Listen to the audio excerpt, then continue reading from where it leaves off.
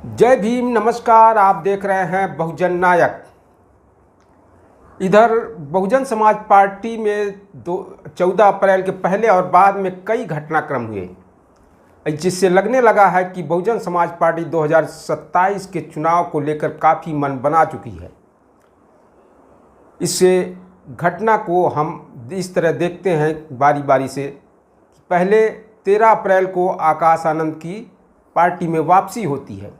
आकाश आनंद अपने social media handle से 4 tweet करते हैं और जिसमें वह माफ़ी मांगते हुए पार्टी में काम करने की इच्छा उन्हें जताते हैं। बसपा प्रमुख बहन मायावती ने भी उन्हें माफ़ करते हुए कहा कि आकाश को एक और मौका दिया जाना चाहिए। हालांकि उन्हें पार्टी में अभी कोई पद नहीं दिया गया है। आकाश आनंद के आने से युवाओं में काफ़ी उत्साह है, जिससे पार्टी को में काफ़ी मनोबल बढ़ा है। बसपा प्रमुख बहन मायावती ने 14 अप्रैल को बाबा साहब डॉक्टर अंबेडकर को नमन करते हुए उन्हें श्रद्धांजलि देते हुए उन्होंने कहा कि बाबा साहब की उस कोट करते हुए कहा कि बाबा साहब ने कहा था कि सत्ता वह मास्टर चाबी है जिससे सभी तरह के ताले खोले जा सकते हैं। वह अपने पार्टी के लोगों के लिए यह बाबा साहब की कही हुई बात को उन्होंने याद दिलाया। बसपा प्रमुख बहन मायावती ने 16 अप्रैल को एक लखनऊ में अहम बैठक बुलाई, जिसमें यूपी और उत्तराखंड के सभी पदाधिकारी, मंडल प्रभारी और कोऑर्डिनेटर तथा जिला अध्यक्ष उसमें शामिल हुए। उन्होंने 2 मार्च के दिए सारे कामों का उन्होंने समीक्षा की और उन्होंने सख्त लहजे में निर्देश दिए कि यदि 2027 में सत्ता में आना है तो जल्दी से जल्दी 5 महीने के अंदर बूथ कमेटियां, सेक्टर कमेटियां, विधानसभा कमेटियां का गठन कर लें। इसके बाद बसपा प्रमुख बहन मायावती ने अगले ही दिन एक और नेशनल कोऑर्डिनेटर बना दिया।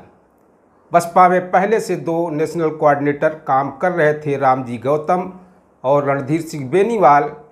इसके अलावा तीसरा उन्होंने राजा राम को बनाया है। राजा राम महाराष्ट्र और दक्षिण भारत का इस समय काम देख रहे हैं। इस समय बसपा प्रमुख बहन मायावती ने भारत पूरे देश को 3 भागों में बांट दिया और तीनों कोऑर्डिनेटरों को अलग अलग जिम्मेदारी दी है। बहुजन समाज पार्टी की मुखिया बहन मायावती ने पहले रामजीलाल सुमान, इसके बाद फिर इंद्रजीत सरोज द्वारा दिए गए बयान को लेकर के समाजवादी पार्टी पर तीखी प्रतिक्रिया दी है। उन्होंने कहा है कि समाजवादी पार्टी खासकर दलित नेताओं को आगे करके वह ऐसे बयानबाजी करवाती है जिससे समाज में हिंसा और तनाव का माहौल पैदा करता है। उन्होंने कहा कि समाजवादी पार्टी दलित वोटों के स्वार्थ के खातिर वह किसी भी हद तक जा सकती है। अतः दलितों के साथ साथ अन्य पिछड़े और मुसलमानों को भी इनसे सावधान रहना चाहिए। उन्होंने समाजवादी पार्टी नेताओं पर भी प्रतिक्रिया देते हुए कहा कि ऐसी पार्टियों से जुड़े अवसरवादी दलित नेताओं को दूसरे के इतिहास पर टीका टिप्पणी करने के बजाय यदि वे अपने समाज के संतों, गुरुओं और महापुरुषों की अच्छाइयाँ, उनके संघर्ष के बारे में बताएं तो यह उचित होता, जिसके कारण ये लोग किसी भी लायक बने हैं। इसके अलावा समाजवादी पार्टी के मुखिया श्री अखिलेश यादव इटावा में उन्होंने एक बयान दिया है कि कांसी राम साहब को श्री मुलायम सिंह ने सांसद में पहुंचाया।